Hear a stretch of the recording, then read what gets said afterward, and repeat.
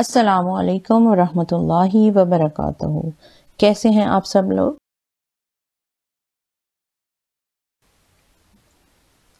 موجودہ دور میں استہزاء اور مذاق کی صورتوں میں یہ صورت بھی بہت عام دیکھی گئی ہے کہ لوگ بے دریغ شعائر دین کا مذاق جیسے جنت، جہنم، نماز، روزہ، فرشتوں کے حوالے سے جملے بولتے ہیں، پھر ان پر لطیفے بناتے ہیں، سنتے سناتے ہیں، خوش ہوتے ہیں اور لوگوں میں شیئر کرتے ہیں۔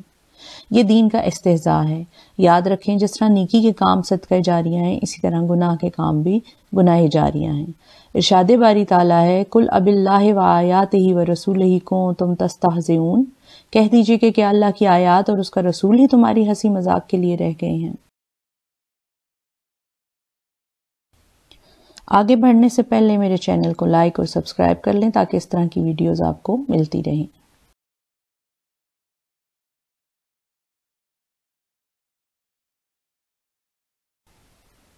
دین سے مذاق ایک بہت بڑا جرم اور اللہ کی حدود کی پامالی ہے۔ امام ابن حزم فرماتے ہیں، نص شریع سے یہ امر ثابت ہے کہ جس نے بھی اللہ تعالیٰ سے یا فرشتوں میں سے یا انبیاء میں سے کسی نبی یا قرآن کریم کی آیت یا فرائض دین میں سے کسی فریضے کا مذاق اڑایا، استہزاء اور تمسخر کیا، اس کے بعد کہ حجت و دلیل اس تک پہنچ چکی تھی، تو وہ شخص کافر ہے اور دائرہ اسلام سے خارج ہے۔ یہ سب تمہید میں نے اس لیے باندھ دی ہے کہ آج کے جو میں آپ کو جملے بتانے جا رہی ہوں وہ انہی چیزوں سے متعلق ہیں، جس میں ہم اپنے دین کا مذاق اڑاتے ہیں اور ہمیں خود بھی پتہ نہیں ہوتا کہ ہم کیا بول رہے ہیں۔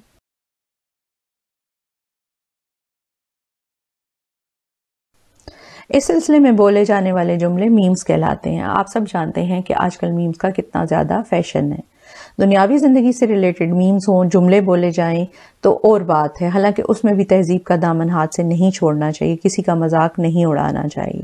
زیر نظر تصویر آج کل سوشل میڈیا پر بہت زیادہ گردش کر رہی ہے، جس میں فرشتوں کا مذاق اڑایا گیا ہے، جس میں رائٹ والا فرشتہ لیفٹ والے فرشتے سے کہہ رہا ہے کہ تم کیوں اتنی برائیاں لکھے جا رہے ہو، بس کر دو۔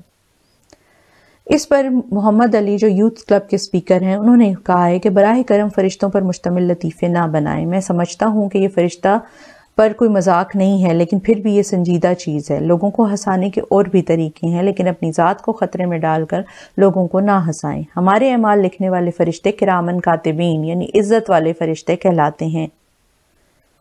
میں ان کی بات سے بالکل ایگری کرتی ہوں کہ ایسی معزز ہستیوں کا مذاق اڑانا جن کو کرامن کاتبین اللہ تعالیٰ نے لقب دیا ہے کہ عزت والے فرشتے ہیں، اور یہ بالکل بھی عقل مندی نہیں ہے کہ اپنی برائیاں ساری دنیا کو بتائی جائیں کہ ہاں بھئی ہم نے اتنی برائیاں کی ہیں کہ ہمارا تو لیفٹ والا فرشتہ بزی ہے اور رائٹ والا فرشتہ فارغ بیٹھا ہوا ہے، نعوذ باللہ۔ کیا ہم اتنے گئے گزرے ہیں؟ کیا ہماری کوئی نیکی نہیں ہے؟ اور اگر ہماری کوئی نیکیاں ہیں تو ایسے جملے بول بول کے ہم اسے خود ہی تباہ کیے جا رہے ہیں۔ فرشتے اور فرشتوں کے کام اور ان کے احکام، اللہ کے جو ان کو احکامات دیے جاتے ہیں، یہ کوئی ہنسنے کی بات نہیں ہے، یہ ایک سنجیدہ بات ہے۔ شاعر اللہ میں سے ہیں یہ چیزیں، مذہب کا مذاق اڑانے میں سے ہیں۔ وہی بات ہے کہ لوگوں کو ہنسانے کے اور بہت طریقے ہیں۔ کسی نے آپ کو منع نہیں کیا کہ آپ ہنسیں نہیں، مذاق نہ کریں، بالکل کریں، لیکن مذہب پر کوئی بھی ایسا جملہ نہ بولیں جو صرف ایک جملہ آپ کو جہنم میں لے جائے۔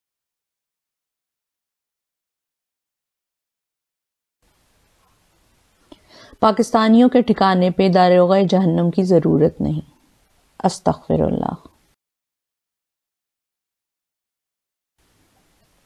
کسی احمق نے یہ عام کیا ہے کہ جہنم میں باقی سب قوموں کے اوپر داروغہ مسلط ہیں، ان میں سے اگر کوئی نکلنے کی کوشش کرتا ہے تو وہ داروغہ انہیں اندر دھکیل دیتا ہے، جبکہ جہاں پاکستانی قوم تھی وہاں کوئی داروغہ نہیں تھا۔ کسی نے پوچھا تو جواب دیا گیا کہ پاکستانی دراصل ٹانگ کھینچنے کے ماہر ہیں، اس لیے ان میں سے اگر کوئی اوپر نکلنے کی کوشش کرتا ہے تو اس کے ساتھ ہی اس کی ٹانگ کھینچ کر اسے دوبارہ جہنم میں گرا دیتے ہیں، اس لیے پاکستانیوں کے ٹھکانے پہ داروغہ کی ضرورت نہیں ہے۔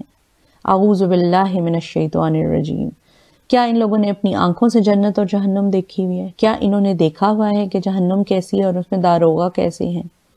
حضرت جبرائیل علیہ السلام جب حضرت محمد صلی اللہ علیہ وسلم کو معراج پہ لے کر گئے اور وہاں انہوں نے جہنم کے فرشتے کو جب دیکھا تو انہوں نے کہا کہ یہ کیا بات ہے کہ اس کے چہرے پہ تو میں مسکراہٹ تک بھی نہیں دیکھتا۔ تو حضرت جبرائیل علیہ السلام نے انہیں کہا تھا کہ جب سے جہنم بنی ہے تب سے میں نے ان کو مسکراتے ہوئے نہیں دیکھا۔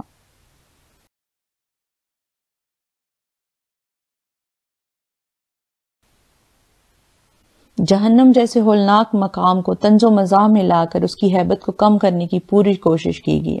حالانکہ جہنم کی صفات اگر کوئی بندہ قرآن مجید میں پڑھ لے تو اس کے رونگٹے کھڑے ہو جاتے ہیں۔ اللہ کے رسول صلی اللہ علیہ وسلم فرماتے ہیں، جہنم جیسی خطرناک جگہ سے نکلنا اللہ کی مشیت کے بغیر محال ہے۔ حضرت محمد صلی اللہ علیہ وسلم نے فرمایا، میں نے جہنم جیسی خطرناک جگہ نہیں دیکھی کہ جس سے بھاگنے والا سویا رہے۔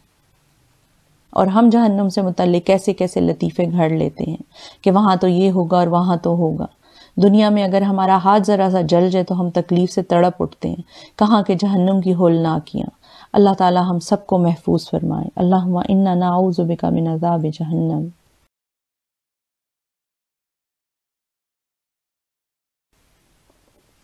صلواتیں پڑھنا۔ صلوات کا عربی میں معنی ہوتا ہے دعا، رحمت، نماز، درود و سلام، مگر اردو محاورہ میں اس کا معنی گالی اور برا بھلا کہنا ہے، لہٰذا صلواتیں پڑھنے کا مطلب ہوتا ہے گالیاں دینا، برا بھلا کہنا۔ کیا اس سے شرعی مفہوم کا مسخ لازم نہیں آتا ہے؟ ذرا سوچیں۔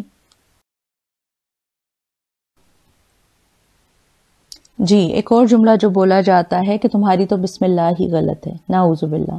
اس کا معنی ہے ابتدا غلط ہونا، لیکن جب آپ الفاظ کی ترتیب و تشکیل پر غور کریں تو بھلا بسم اللہ بھی غلط ہو سکتی ہے۔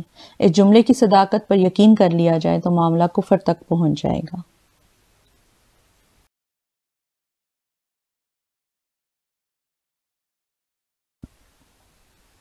پھر آنتے کل ہو اللہ پڑھنا، اس کا معنی ہے زور کی بھوک لگنا، لیکن اس سے آیت قرآنی یعنی کل ہو اللہ احد کا استہزاء لازم آ رہا ہے، تو ایسی باتیں کرنے سے پرہیز کرنا چاہیے۔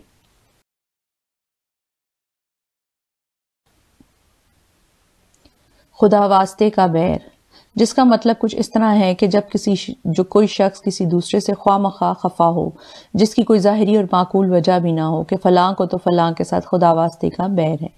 یعنی شریعت کی اصطلاح حب فی اللہ اور البغض فی اللہ کو کس طرح باہمی چپکلش اور اناد میں بطور محاورہ استعمال کیا گیا ہے، اور یہ احساس بھی نہیں ہے کہ اللہ کے لیے بیر کون رکھتا ہے اور کس کے لیے رکھا جاتا ہے، اور اس کے فوائد و ثمرات کیا ہیں۔ اللہ سب کو دین حنیف کی سمجھ عطا فرمائے، آمین۔ ایسے جملے بولنے سے پرہیز کرنا چاہیے۔ مکھیاں مت اڑاؤ، نماز کی ایک سنت ہے جسے رفع یدین کہتے ہیں، جس میں ہاتھ اٹھائے جاتے ہیں۔ اس کے متعلق اگر وہ کوئی آدمی کر رہا ہو نماز میں تو اس کو کہا جاتا ہے ارے یار مکھیاں تو مت اڑاؤ، نعوذ باللہ۔ نماز میں ایک رکن ہے، ایک سنت ہے، اور آپ نماز کا مذاق اڑائے جا رہے ہیں۔ اللہ تعالی ہمیں ایسے جملے بولنے سے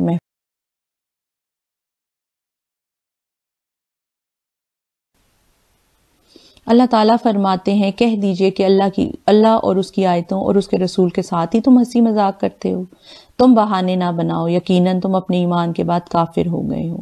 اہل علم کا قول ہے کہ جو اسلام سے یا اس پر عمل پیرا لوگوں کا مذاق اڑاتا ہے، یعنی شاعر اللہ کا یا مذہبی لوگوں کا، تو وہ کافر ہے اور دین سے خارج ہے۔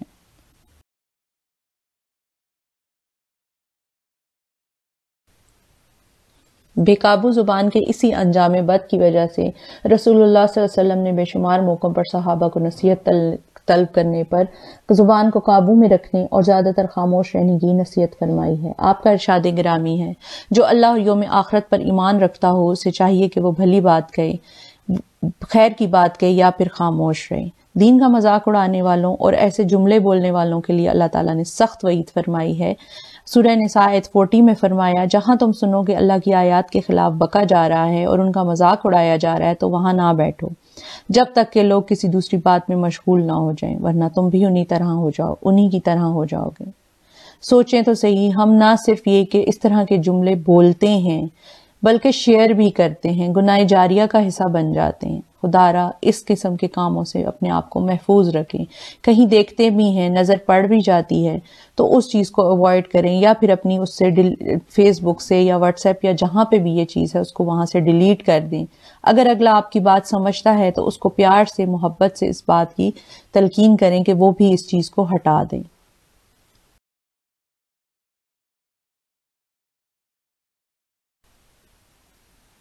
ویڈیو اچھی لگے تو دوسروں کی بھلائی کے لیے ضرور شیئر کریں اور میرے چینل کو سبسکرائب کر لیں۔ جزاک اللہ خیر۔